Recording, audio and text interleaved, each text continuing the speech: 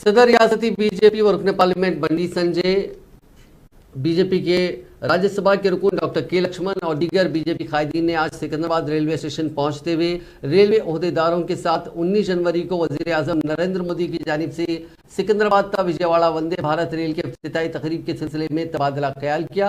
इस मौके पर साबिक मेयर बंडा कार्तिका रेड्डी और दीगर कायदीन भी मौजूद थे।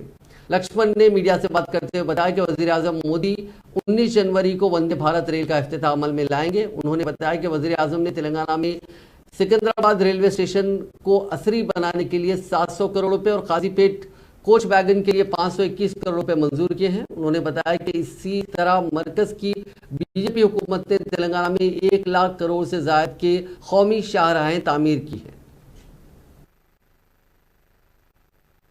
తెలంగాణకు జాతీయ రహదారులంటే ఒక సుదూర కలగానే ఉండిపోయినటువంటి దాన్ని మరి సాకారం చేయడమే కాకుండా now Telangana suppose to stand almost number 2 in the country national highways లో. నేషనల్ యావరేజ్ హైవేస్ లో 4.2 కిలోమీటర్లు దాన్ని అధిగమించి తెలంగాణ ఆ స్థానాన్ని ఇవాళ ఆక్రమించుకుందంటే కేవలము మోదీ గారి యొక్క ముందు చూపుతోని నితిన్ గడ్కరీ గారు కేంద్ర మంత్రిగా చొరవ తీసుకోవడం వల్ల తెలంగాణలో హైవేస్.